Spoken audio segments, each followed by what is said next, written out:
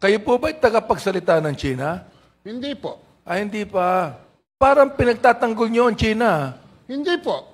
Hindi, pinagtatanggol nyo ang China. Hindi po. Hindi, pinagtatanggol Ang nyo ang China. pinagtatanggol ko po ay ang katotohanan. Huwag kayong sumigaw dito sapagkat mas malakas ang boses ko sa inyo. Point of order, Mr. Chair. You were part of the delegation to China in 2015, engaging in various Chinese think tanks. Ano ito? Nagpunta po ako sa China 2015. Tama po yan. At saka noong 2019 para hindi na kayo mahirapan sa Google. Thank you, Mr. Chairman. That explains why he has that kind of a mentality. Salamat po, Mr. Paglinawan. Mr. Okay Chair, na po. Tapos na po kayo. First of all, sir, I would like to thank the members of the 19th Congress sa TRICOM na to that for the first time, we're able to address itong misinformation and fake news concerning the West Philippine Sea. But my reaction to your opinion, Mr. Chair, I would like to say that this is not a diversionary tactic of the People's Republic of China. Ang laban natin sa West Philippine Sea, totoo po ito. At ang obserbasyon nyo po in different takes of different fronts na hinakaharap natin ay sinasadya po yan ng China. Ang issue po ng West Philippine Sea is just one portion of the multi-front that the People's Republic of China is doing. I wouldn't agree with you na sinabi nyo pong this is just a diversion. Totoo po na ang ating pong Armed Forces of the Philippines, Philippine Coast Guard, at ang Bureau of Fisheries and Aquatic Resources ay nakaka-experience ng bullying, aggressive actions, water cannoning, and they are risking their lives for our position in the West Philippine Sea.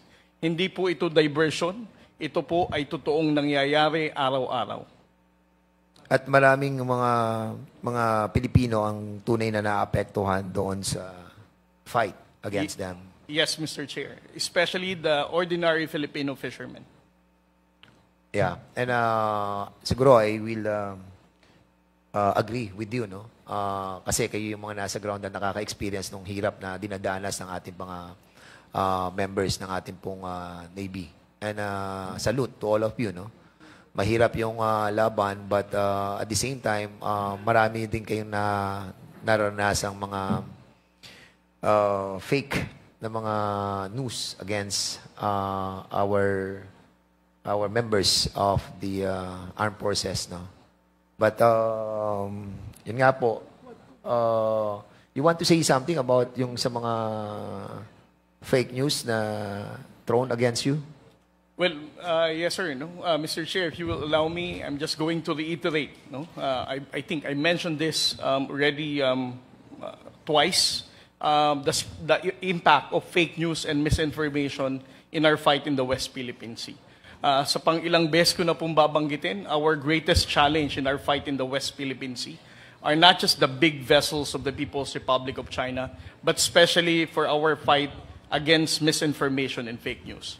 Ang pinakamahirap po na laban ng ating pamahalaan ngayon para tindigan ang laban natin sa West Philippine Sea ay ang magkaisa ang mga Pilipino.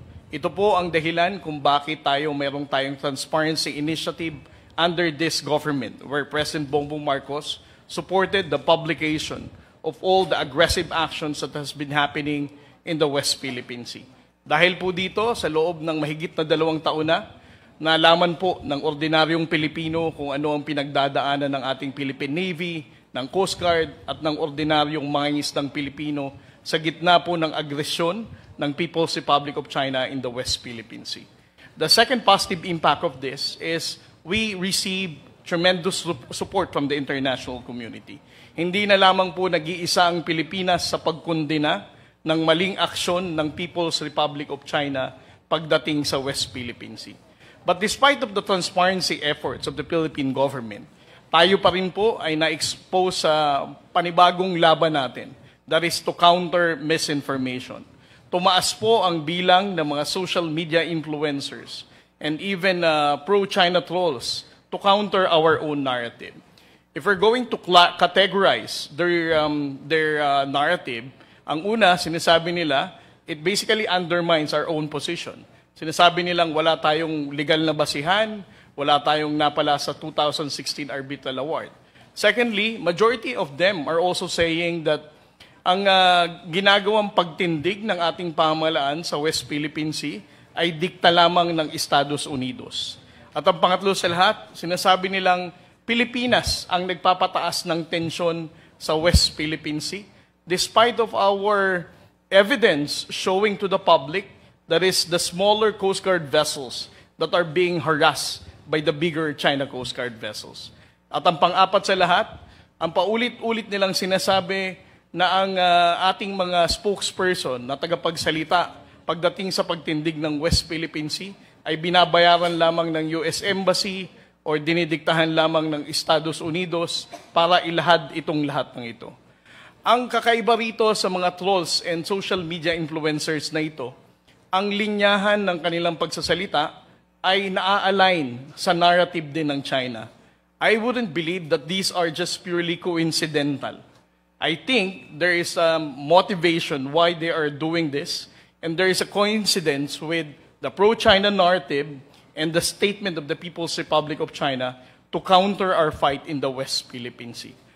Karamihan sa mga pro-China influencers na to, they are hiding from the constitutional freedom of expression. Ang sabi nila, opinion lamang nila ito, naniniwala silang wala tayong legal na basihan, wala tayong napala sa 2016 Arbitral Award, at tayo mismo ay dinidiktahan lamang ng Amerikano. Gayunpaman, tayo po ay naniniwala, gaya po ng sinabi ni Justice Carpio, our fight in the West Philippine Sea is intergenerational. Ito po ay ipapamana natin sa susunod na saling lahi ng Pilipino. Kung ngayon pa lamang po, ang ating po mga kabataang Pilipino ay may expose na sa maling impormasyon ng West Philippine Sea, mahihirapan po tayong tindigan bilang Pilipino ang issue ng West Philippine Sea. Mahihirapan pong magkaisa ang Luzon, Visayas at Mindanao para sabihin natin ang laban natin sa West Philippine Sea ay laban nating lahat bilang Pilipino. Ito po ang pinakamahalagang bagay na magagawa po ng 19th Congress to stop misinformation and to make sure the Filipinos will be united with the right information. Naniniwala po ako na ang issue po ng West Philippine Sea, the only way that we can be able to awaken the sense of patriotism of our countrymen is to provide them with the right information. Saka lamang po nila malalaman na hindi po tayo bilang Pilipino ang magkakalaban kung hindi po China. Maraming pong salamat. Pero naniniwala ka, Commodore Tariela, as long as there is politics in this country, yung pong pagkakahiwa-hiwalay ay magpapatuloy. Why? Kasi may sinusunod ang ating mga kababayan pagdating sa kanilang mga leader sa bansa. Like for example, meron tayong Pulahan, meron tayong Dilawan, meron tayong, ano pa ba yan? Green, di ba?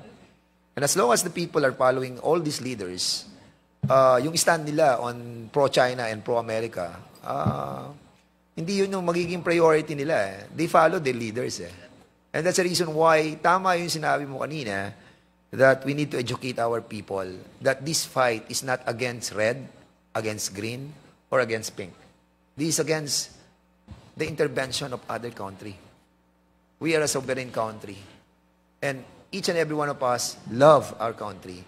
But the problem is, napopolarize tayo because of politics. And the people should understand and should learn how to differentiate yung love for your leaders and love for your country. Mahirap tanggapin dahil tayo, ganun din tayo mga politiko. Sometimes kung sino yung leader na ating pinaniniwalaan, we believe all his yung kanyang issues that he's fighting for. And ako, I understand na talagang dapat nating ma-educate yung ating mga tao and try to let them understand that unti-unti na tayong sinisira ng ibang bansa. At maliwanag pa sa sikat ng araw that they're causing this division. Unfortunately, there are those that are being paid to suit the narrative of our foreign invaders. Anyway, so kung meron pong mga question, yung ating mga members, Congressman Ice Barbers muna, and then Congressman Abante. Maraming salamat, Chairman. Before I ask the question to Commodore Tariela, ako po yung naniniwala no, na minsan po, kagaya po ng sinabi ni Chairman, meron pong politika na involved dito. Ngunit, sa aking punto de vista, Mr. Chairman, ang ibig bang sabihin na napupolitika, kaya nahahati ang may pumapanig sa China, may pumapanig sa Pilipino? I perfectly understand if some of the Filipinos would support a candidate, a local candidate at that. I would perfectly understand kung merong pinapanigan na mga Pilipino rin. Pero kung pumanig ka sa China at tinulak mo ang naratibo ng China, hindi na politika yun. Pag-traidor na yun sa ating bayan. And higit sa lahat, ang nakakalungkot, Pilipino ang gumagawa po niyan. Ngayon, nabanggit kanina ni Commodore Tariela that there are some, I suppose, correct me if I'm wrong, there are vloggers who are actually pushing forward the narrative of China in the issue of West Philippine Sea. Is that correct? Yes, Mr. Chair. Can you identify them and inform this committee kung sino-sino itong mga to? As what I mentioned during the last committee meeting, Mr. Chair, I have identified Mr. Mark Lopez and also Mr. Ado Paglinawan. He has written a lot of articles contradicting the factual narrative of the Philippine government when it comes to our fight in the West Philippine Sea. Oh, okay. So, you also mentioned that there could be a motivation why they're pushing forward the China narrative. Is that correct? Yes, Mr. Chair. Okay. So, ano kaya ang motivation, Commodore? Well, I don't have any idea behind the motivation, Mr. Chair, but we can just probably speculate, no? For some other reason. Based on your speculation, what could have been, or what could have been the motive or motivation of these people who have been pushing forward the narrative of China?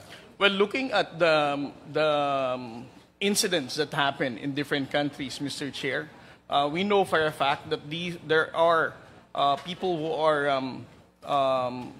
using pro-China narrative, whether in the United States or in Australia or any other countries, because they are being supported financially.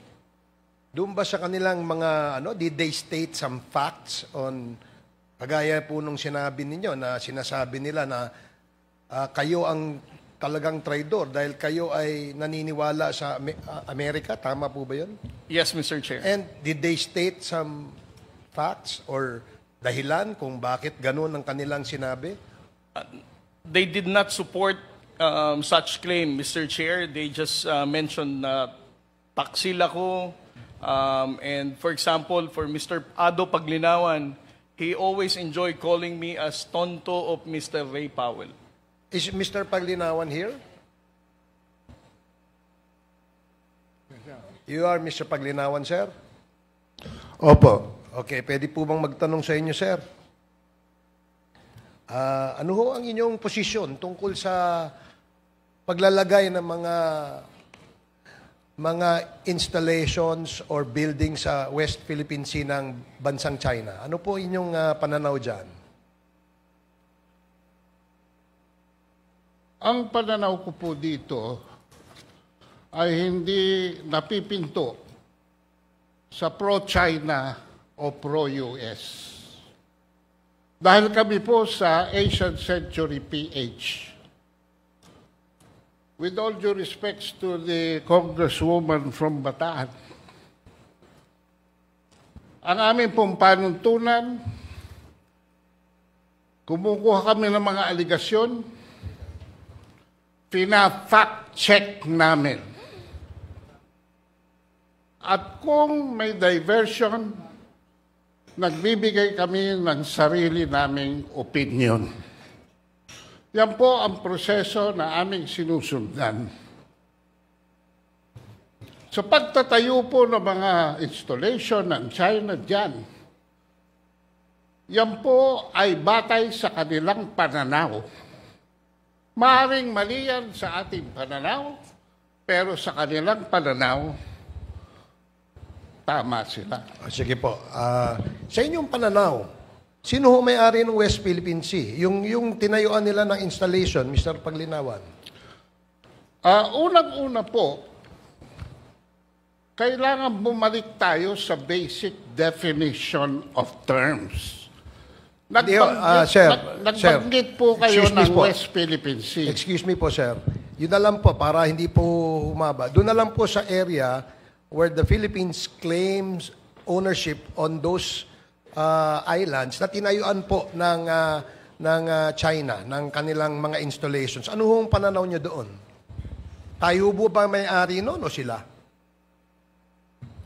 Wala po tinatayo ang China sa mga sa mga lugar na ating inokupa. Doon ho sa Scarborough Shoal, wala ho ba silang tinayo doon? Unang-una po, mismo sa testimonya ni Mr. Tariela, ang may effective control po ng Scarborough Shoal, at ito ang video, ay ang China. Pwede ho bang makahingi niyan, sir? Okay. Pwede pong i-play ito. Sa aspeto po ng international law, ang pinakamataas na antas ng pagpapatupad ng batas ay ang customary law. Yan po ay pinagtitibay ng actual occupation, sustained administrative control, and defense if necessary. Magbibigay po ako ng ehemplo. Noong pong 2012, dito po sa, with all due respects, dito po sa inyong privilege speech, sinight ninyo that the occupation of Scarborough Shoal in 2012 marked a significant turning point, with China asserting historic rights as their justification. Isumiti po natin ito sa fact check. Hindi po historic rights ang pinagtitibay ng China sa Scarborough Shoal. Mr. Chair, Ang soberanya po na in-exercise ng China sa Scarborough Shoal Mr. Chair, is out of the fact that we abandoned control after the stand-off. Okay, sige po, sir. Teka ho, para ho, medyo lumalawak na tayo kasi sa aking pananaw, I may be wrong. In your case, you may also be wrong. Eh, sabi po ng UNCLOS kasi, yung area yon ay atin. Kaya nga ho, ang tanong ko sa inyo, ano ho ang inyong pananaw? Wala po kayong maipapakita Mr. sa Chair? akin. Mr. Chair, Sa UNCLOS, na yung area na yan. Hindi ho ba naging dispute yan because ho, kaya nga ho nagkaroon ng arbitral ruling noong 2016. Dahil po kiniklaim yan at tayo naman po ay kiniklaim nating ating yan. Sige, Commodore arbitral Tariela, ruling excuse po, me lang, Mr. sir. Chair. Wait. Excuse me, sir. Order, Si order. Commodore Tariela. Let the chair recognize first before you speak. So, you have your share of your thoughts. Commodore Tariela, you are recognized. thank you, Mr. Chair. Before we allow Mr. Ado Paglinawan to further propagate his own lies and disinformation, let me first highlight the fact there are lawyers here. We all understand that the 2016 arbitral award has already invalidated the historic whatsoever claim of the People's Republic of China. So we should not allow Mr. Ado Paglinawan saying all those lies, because as I said, he's a pro-China fake news purveyor, and we should not allow him to say those kind of things in this hallowed hall of the House of Representatives. Mr. Chair, abogado po ba si Mr. Pagliawan? We can ask him. You can ask him personally. Abogado po ba Mr. kayo? Ado, you are now recognized. Chairman Abante is asking a question. You can answer him Mr. directly. Chair, Go ahead. abogado po ba kayo, Mr. Pagliawan? Hindi po. Ako po ay marunong lamang Hindi magbasa. po kayo abogado. Ano po? Marunong kayong ano? Marunong lang po akong magbasa. O, pangalawa, ako rin po marunong magbasa eh. Pare-pareho tayo. Opo. Oho. Pangalawa, kayo po ba'y tagapagsalita ng China? Hindi po. Hindi pa. Hindi ho kayo tagapagsalita ng China. Hindi po. Pero parang pinagtatanggol nyo ang China. Hindi po. Hindi, pinagtatanggol nyo ang China. Hindi po. Hindi, pinagtatanggol Ang nyo ang China. pinagtatanggol ko po ay ang katotohanan. Huwag kayong Kung ako'y sumigaw bibigyan dito, nyo ng sapagkat pagkakataon, mas malakas ay ang boses ko sasabihin sa inyo. ang Point base of ko. order, Mr. Chair. Order. Point of order, Mr. Chair. Yes, what's the point of order, Chairman Akop, please? The resource person concerned I think does not know the rules. So it's better that we remind him of our rules so that any member of this committee will not move to cite him in contempt. I think, Mr. Chair, that is your duty to remind him of our rules. Mr. Ado, please refrain from talking while the members of this committee still have the floor. So again, Yes, Mr. Chair. Mr. Chair. again, wait. This is a reminder to all of us, no, na mga resource persons, no, to answer, sumagot muna kapag nirecognize na po ng chairman. Para meron po tayong kaayusan sa ating pong hearing. Okay, for Mr. now, Chairman, the for last now, time I check, I have the floor. Mr. Chair. But I beg, I will... Mr. Chair. agree that- Congressman Ako, please.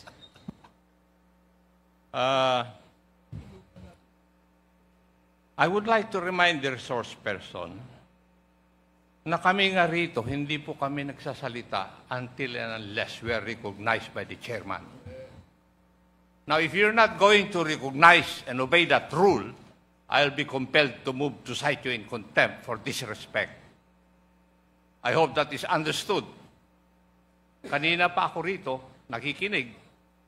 And if you notice, if I speak, I ask permission from the chair. Why? Because it's the rule.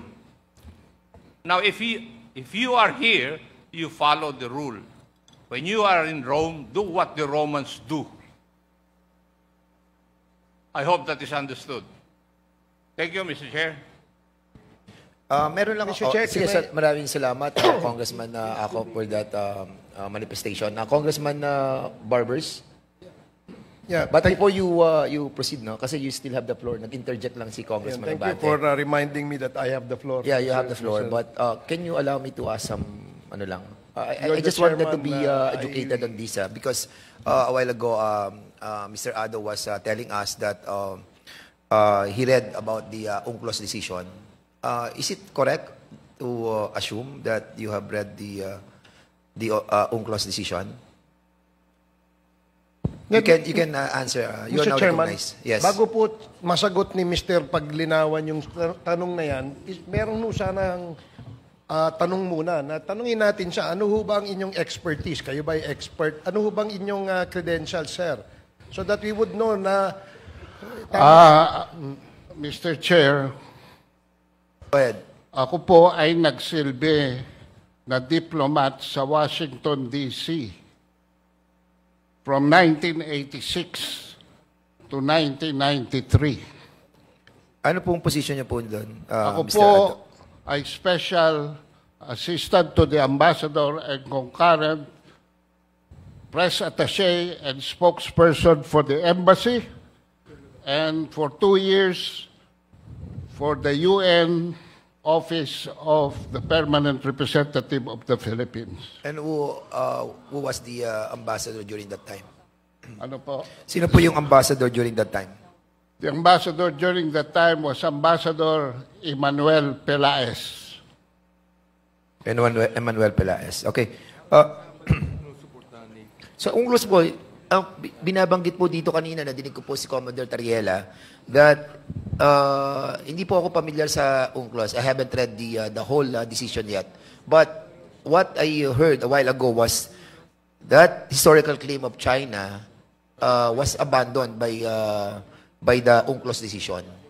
So, yung kiniklaim nila that that part of the WPS is part of their historical territory had been abandoned by the UNCLOS decision. Would you agree with that? Since nabasa po niyo yung UNCLOS? Ako po, Hindi, Mr. sagutin niyo po Chair, muna ako, sir. Ako Kung, kung yung po ba, would you agree na sa nabasa po ninyo sa UNCLOS decision, yung pong historical claim ng China ay inabandon na nung decision yon? Tama po ba o mali yung nadinig ko kanina? Inabandon na po ng desisyon sa UNCLOS yung historical claim ng China doon sa area natin sa West Philippine Sea. Were you able to read that part? Were you able to read that part? Were you able to read that part? Mr. Chair, binanggit po ni Mr. Mr. Ado, tinatanong ko lang po kung nabasa po ninyo, sabi nyo, nabasa nyo yung UNCLOS decision. Ako, hindi. Nakikinig lamang po ako sa usapan ninyo at binabanggit po ni Commodore Tariela that it was abandoned, the historical claim of China on that part. So, ang tanong ko po sa inyo, nabasa nyo po ba yun? Na inabandon na ng Hindi UNCLOS po inabandon yon, Mr. Chair. So, hindi inabandon ng Imposible UNCLOS... po. Wait. Hindi inabandon ng UNCLOS decision yung historical claim ng China. Hindi po. Mr. Chair, babasahin ko sa inyo ang arbitral ruling. Sige, go ahead. Para maintindihan po namin kung Dahil talagang... marami pong propaganda na kumakalat. Dito tayo sa letra. Can you kindly give us your document that you are holding Ito right po, now? I agree with Mr. Tariela in the 2016 Arbitral Award, paragraph 278. Diniklara po ng Arbitral Award na yung 9-dash line ay walang legal basis. So, Tinatanggap ko po yan. so abandon yan. Opo. Inabandon na yung historical right ng China doon sa 9-dash line. Hindi, nag-create sila. Unang-una po, Mr. Chair, if I may, hindi po naging posisyon ng China sa arbitral ruling yan dahil ang China ay hindi nag-participate sa arbitral tribunal, sa arbitration. Ang nagsumiti po niyan ay ang panel ng Pilipinas. The claims of China in the South China Sea Mr. are Chair. based on historic titles, based on historic Mr. Chair. rights, based on history. Mr. Chair. Mr. Chair.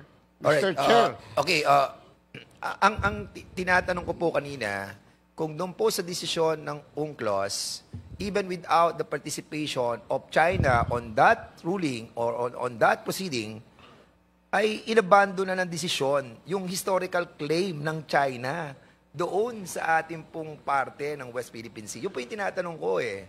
Hindi po naman UNCLOS ang nagdesisyon, Mr. Chair. Mr. Chair. Arbitral ruling. Yung arbitral ruling. Opo. So yun din po yun eh.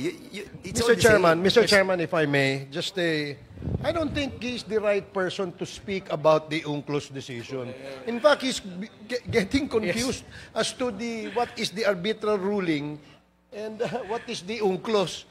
Alam mo, Mr. Chair, may I ask, Mr. Paglinawan, you mentioned kanina you're a diplomat, tama? Opo. Bakit ka naging diplomat? Are you holding a plantilla position in the DFA? Anong position nyo? At the time of my appointment, Your Honor, I was a political appointee.